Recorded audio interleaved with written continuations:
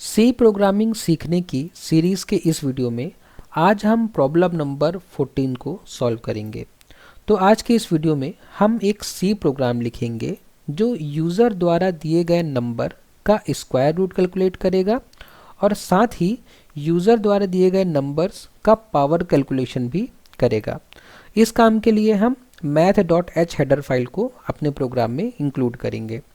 तो आज की इस वीडियो के लिए जो हम इनपुट और आउटपुट फॉर्मेट यूज़ करेंगे वो कुछ इस तरीके से होगा कि जैसे ही यूज़र प्रोग्राम रन करेगा तो यूज़र को सबसे पहले मैसेज दिखेगा कि enter number to calculate its square root. मतलब हम यूज़र से एक नंबर मांग रहे हैं जिसका स्क्वायर रूट यूज़र कैलकुलेट करना चाहता है।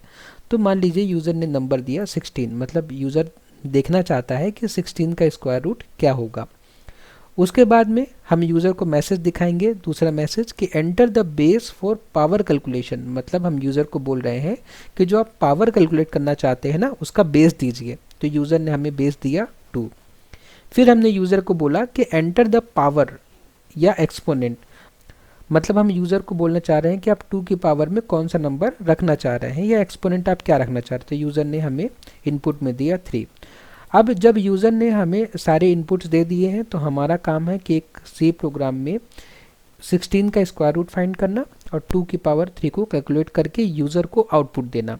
तो आउटपुट कैसा दिखेगा? आउटपुट कुछ इस तरीके से दिखेगा। जैसे हमने कैलकुलेशन सारे कर लिए तो यूज़र को आउटपुट में हम ये डिस्प्ले कराएं कि सबसे पहले ऐसा रिजल्ट लिख के आए। उसके बाद में यूज़र को मैसेज दिखे कि स्क्वायर रूट ऑफ 16 इज़ 4 और 2 रेस्ट टू पावर 3 इज़ 8। मतलब यूज़र को इस तरीके से आउटपुट देखे। तो आज के इस वीडियो में हमें इतना काम करना है। तो इस काम को करने के लिए चलिए हम अपने VS कोड में चलते हैं और इस प्रोग्राम का इम्प्लीमेंटेशन स्टार्ट करते हैं। तो मैंने अपना VS कोड ओपन कर लिया है। इस VS कोड में हमने जो C का बेसिक सिंटेक्स होता है वो हमने लिख दिया है। सबसे पहले हमने इंक्लूड किया है stdio.h को, क्योंकि इसमें हमारा printf और scanf फंक्शन है जो हम अपने प्रोग्राम में इंक्लूड करना चाहते हैं। उसके बाद में हमने इंक्लूड किया है math.h को, क्योंकि math.h में स्क्वायर रूट के कैलकुलेट करने के लिए फंक्शन है और पावर कैलकुलेट करने के लिए भी फंक्शन है। तो हम math.h को भी अपने प्रोग्राम में इंक्लूड कर लेते हैं।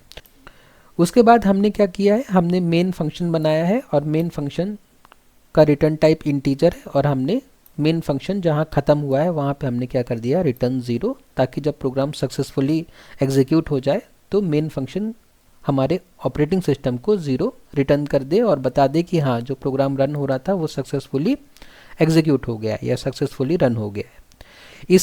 इनके अलावा हम एक चीज़ और करते हैं। हम एक काम करते हैं कि यहाँ पे जो हमारे पास खाली स्पेस है यहाँ पे हम आज का इनपुट और आउटपुट फॉर्मेट क्या कर लेते हैं, पेस्ट कर लेते हैं।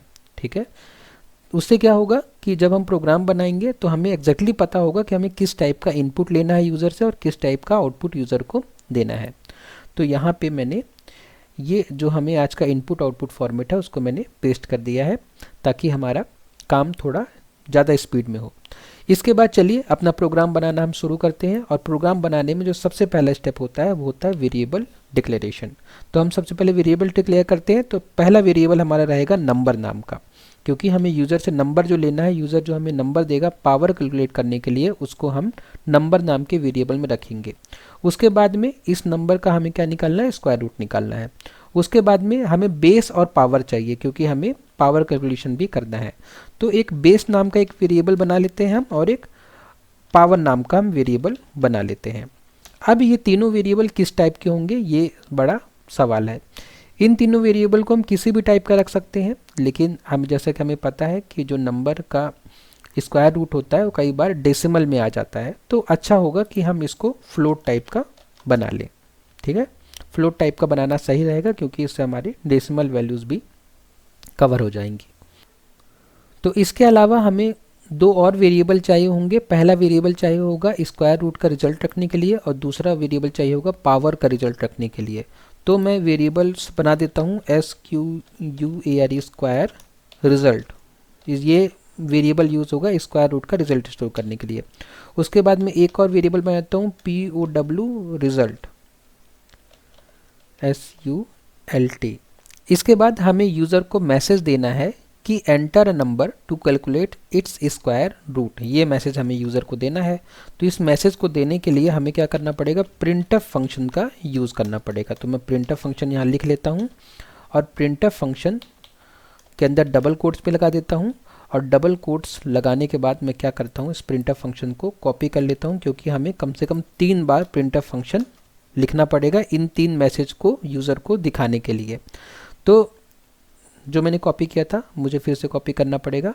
सबसे पहले वाले प्रिंटफ में यूज़र से हम क्या मांगेंगे, सबसे पहले वाले प्रिंटफ में हम यूज़र से बोलेंगे कि हमें वो नंबर दीजिए जिसका आप स्क्वायर रूट फाइंड करना चाहते हैं। ठीक है, तो इतना लिखने से, जितना हमने अभी लिख दिया है, इतना लिखने से यूज़र को ये मैसेज दिख जाएगा कि enter a number to calculate its square root. अब यूज़र ने मान लीजिए नंबर एंटर किया, तो नंबर एंटर किया तो उस नंबर को हमें रिसीव करना पड़ेगा। तो रिसीव करने के लिए हमें स्कैनफ का यूज़ करना पड़ेगा, स्कैनफ फंक्शन का। तो स्कैनफ फंक्शन का सिंटेक्स कुछ इस तरीके से होगा कि सबसे पहले हम क्या लिखेंगे, फॉर्मेट स्पेसिफायर फ्लोट का। तो हमें फ्लोट लेना है इनपुट में, तो मैंने %f लिख दिया। और उसके बाद में जो यूज़र ने नंबर दिया वो किस वेरिएबल में जाएगा, तो वो जाएगा नंबर नाम के वेरिएबल में। तो %, लगा के मैंने नंबर लिख दिया। ठीक है, तो ये हो गया। उसके बाद में मुझे यूज़र ने जब स्क्वायर रूट कैलकुलेट करने के लिए नंबर दे दिया, तो अब मुझे यूज़र से नंबर मांगना है कि बेस हमें दीजिए जिसका आपको पावर कैलकुलेट करना है। पावर कैलकुलेशन के लिए हमें बेस दीजिए। तो ये मैसेज मैं यूज़र को दिखाना चाहता हूँ। तो इस मैसेज को मैंने यहाँ से कॉपी किया और इस मैसेज को मैंने यहाँ पे पेस्ट कर दिया। तो यूज़र को ये मैसेज दिख जाएगा कि enter the base for power calculation. तो यूज़र पावर कैलकुलेशन करने के लिए बेस देगा। तो बेस को हमें रिसीव करना पड़ेगा। तो रिसीव करने के लिए मैं स्कैनफ का यूज़ करूँगा। स्कैनफ का यूज़ करके हमें किस वेरिएबल में रिसीव करना है, तो हमें बेस नाम के वेरिएबल में रिसीव करना है। उसके बाद यूज़र से हम क्या मांगेंगे, एक्सपोनेंट मांगेंगे, एक्सपोनेंट। तो एक्सपोनेंट के लिए मैंने मैसेज ये कॉपी कर लिया और यूज़र को यहाँ से मैसेज शो होगा कि एंटर द पावर या एक्सपोनेंट एंटर करिए, यूज़र को हम बोल रहे हैं। और यूज़र जैसे ही एक्सपोनेंट एंटर करेगा तो उस एक्सपोनेंट को रिसीव करने के लिए हम क्या करेंगे, यहाँ पे स्कैनफ लगाएंगे और स्कैनफ में यहाँ पे कर देंगे, हमने एक वेरिएबल बनाया था पावर नाम का, इस पावर नाम के वेरिएबल को हम यहाँ पे लिख देंगे। तो उससे क्या होगा, जो यूज़र इनपुट देगा वो पावर नाम के वेरिएबल में चला जाएगा। अब ये हो गया इनपुट। अब इनपुट लेने के बाद हमें क्या करना पड़ेगा, कैलकुलेशन करने पड़ेंगे। ठीक है, हमें रिजल्ट का कैलकुलेशन करना है। तो सबसे पहले हम स्क्वायर रूट कैलकुलेट करना चाहते थे। स्क्वायर रूट कैलकुलेट करने के लिए हम क्या करेंगे, सबसे पहले हम जो वेरिएबल में रिजल्ट रखना है, ठीक है, हमें इस स्क्वायर रिजल्ट नाम के वेरिएबल में स्क्वायर रूट का रिजल्ट रखना है। तो स्क्वायर रूट निकालने के लिए जो हमारे पास फॉर्मूला होता है वो होता है SQRT नाम का जो हमारे पास फंक्शन होता है, उससे हम स्क्वायर रूट निकाल सकते हैं। और जो भी नंबर का हमें स्क्वायर रूट चाहिए उस नंबर को हम यहाँ पे लिख देंगे। तो हमें जो यूज़र ने नंबर दिया है उस नंबर का स्क्वायर रूट चाहिए और वो कहाँ स्टोर हो जाएगा, इस स्क्वायर रिजल्ट नाम के वेरिएबल में स्टोर हो जाएगा। इसी तरीके से हम किसी नंबर का पावर फाइंड कर सकते हैं। तो पावर फाइंड करने के लिए हमें पावर फंक्शन यूज़ करना पड़ेगा। और पावर जब हम फंक्शन यूज़ करेंगे तो इसमें हमें 2 पैरामीटर पास करने पड़ेंगे। पहला पैरामीटर होगा बेस और दूसरा पैरामीटर होगा पावर। ठीक है, ये दोनों ही हमने यूज़र से इनपुट में लिए हैं। बेस मांगा है यूज़र से हमने यहाँ पे और हमने पावर भी मांगा है।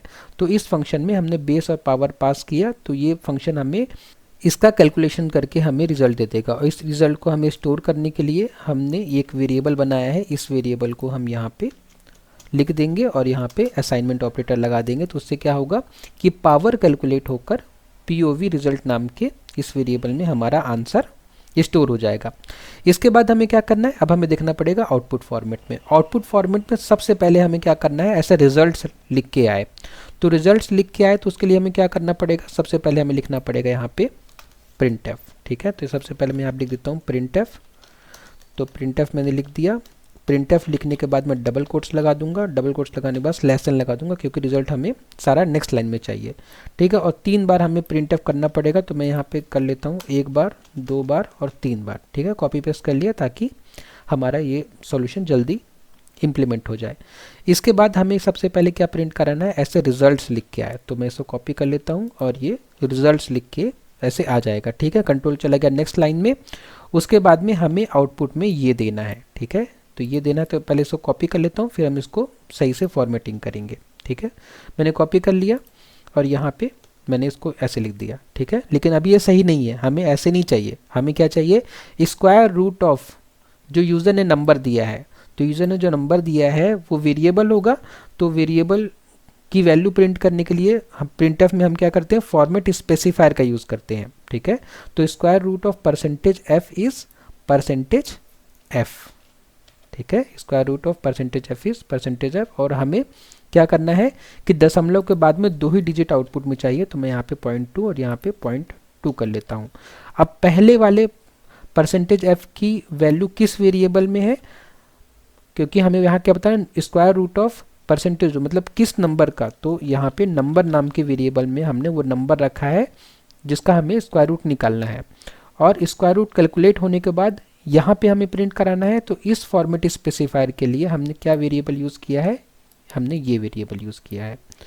तो इतना लिखने से, इस लाइन को लिखने से आपका आंसर कैसा आ जाएगा, स्क्वायर रूट ऑफ, अगर यूज़र ने नंबर की वैल्यू 16 दी है तो इस नंबर की वैल्यू कहाँ पे आ जाएगी, यहाँ पे स्क्वायर रूट ऑफ 16 इज़, फिर जो स्क्वायर रिजल्ट में जो आंसर होगा वो यहाँ पे प्रिंट हो जाएगा, ठीक है। तो इतना करने के बाद हमें क्या करना है, आउटपुट में दूसरी लाइन प्रिंट करनी है। तो मैं इसको कॉपी कर लेता हूँ, कॉपी करने के बाद मैं यहाँ पे इसको पेस्ट कर देता हूँ, फिर हम इसकी एडिटिंग करते हैं, ठीक है। तो एडिटिंग करने के लिए यहाँ पे हमें क्या करना है, 2 रेज़ टू पावर 3 इज़ 8, ठीक है। मतलब यहाँ पे वेरिएबल की वैल्यू होगी तो हम यहाँ पे कर देते हैं परसेंटेज एफ, ठीक है। और दशमलव के बाद हमें 2 डिजिट चाहिए तो मैंने 0.2 कर देता हूँ इसको, और यहाँ पे मुझे वेरिएबल की वैल्यू चाहिए तो यहाँ भी मैं परसेंटेज एफ कर देता हूँ, और यहाँ भी मुझे वेरिएबल की वैल्यू चाहिए तो यहाँ भी मैं परसेंटेज एफ कर देता हूँ। उसके बाद कॉमा लगा के अब मुझे बताना है कि ये पहला परसेंटेज एफ की वैल्यू किस में है, तो यहाँ पे तो बेस है ना, जैसे कि हमने यहाँ पे लिखा था कि 2 रेज़ टू पावर 3 इज़ 8, है ना। यहाँ पे क्या है, बेस है, 2 मतलब जो हमने बेस यूज़र से मांगा है वो बेस, ठीक है। फिर यहाँ पे क्या आएगा, पावर, तो मैंने लिख दिया यहाँ पे पावर, और उसके बाद में यहाँ पे आंसर, तो आंसर हमने किस में रखा है, पीओवी रिजल्ट में, तो पीओवी रिजल्ट को भी मैं यहाँ पे क्या करूँगा, पेस्ट कर दूँगा, ठीक है। तो इस तरीके से ये तीनों लाइन हमारी प्रिंट हो जाएगी। लेकिन आउटपुट में हमने एक और लाइन हम प्रिंट करना चाह रहे हैं, thank you for using the program to learn SQRT and POV function. तो मैं चाहूँ तो इसको भी प्रिंट करा सकता हूँ ऐसे ही। तो इसको प्रिंट कराने के लिए मुझे क्या करना पड़ेगा, इसको प्रिंट कराने के लिए मुझे एक और printf लिखना पड़ेगा यहाँ पे। तो मैंने printf लिख लिया, ठीक है। उसके बाद में डबल कोट्स के अंदर स्लैश n लगा दिया और इस मैसेज को मैंने कॉपी कर दिया। तो उससे क्या होगा कि ये मैसेज भी हमारा प्रिंट होके आ जाएगा आउटपुट स्क्रीन में। तो मेरे हिसाब से प्रोग्राम कंप्लीट हो गया है। अगर कुछ इसमें एरर होगी तो वो हमें रन करने के बाद में दिखेगी, ठीक है। तो मैं क्या करता हूँ, इस प्रोग्राम को रन करता हूँ और देखते हैं हमारा टर्मिनल में आउटपुट किस तरीके से आता है। तो इस प्रोग्राम को मैंने रन किया, रन करने के बाद ये प्रोग्राम हमारा एग्जीक्यूट हुआ और सबसे पहले हमें इनपुट में मांग रहा है enter a number to calculate its square root. तो मान लीजिए जैसे इनपुट आउटपुट फॉर्मेट में गया था वैसे ही मैं करता हूँ कि यहाँ पे मैं 16 दे देता हूँ, ठीक है। उसके बाद enter the base for power calculation, तो मैंने 2 दे दिया। फिर एंटर द पावर, तो मैंने 3 दे दिया। फिर उसके बाद हमारा आंसर आ गया कैसे, स्क्वायर रूट ऑफ 16 इज़ 4, एकदम सही जैसा कि हम चाह रहे थे। जैसे यहाँ पे हमने देखा था, हम क्या आउटपुट चाह रहे थे, हम यही चाह रहे थे ना कि रिजल्ट्स लिख के आए पहले, तो रिजल्ट्स लिख के आ गया। उसके बाद स्क्वायर रूट ऑफ 16 इज़ 4 आ जाए तो स्क्वायर रूट ऑफ 16 इज़ 4 आ गया। फिर 2 रेज़ टू पावर 3 इज़ 8 आ गया तो 2 रेज़ टू पावर 3 इज़ 8 आ गया। फिर क्या आ जाए, thank you for using the program to learn SQRT and POV function, तो वो हमारा आउटपुट में आ गया जैसा कि हम चाह रहे थे, ठीक है। तो इस तरीके से हम एक प्रोग्राम बना सकते हैं जो यूज़र द्वारा दिए गए नंबर का स्क्वायर रूट और पावर कैलकुलेट करके हमें आउटपुट स्क्रीन में आंसर को डिस्प्ले करा सकता है। तो अगर इस प्रोग्राम में आपको कोई प्रॉब्लम है तो प्लीज़ मुझे कमेंट बॉक्स में बताइए। नेक्स्ट वीडियो में हम इस वीडियो सीरीज़ की प्रॉब्लम नंबर 15 को सॉल्व करेंगे। वीडियो को लास्ट तक देखने के लिए धन्यवाद।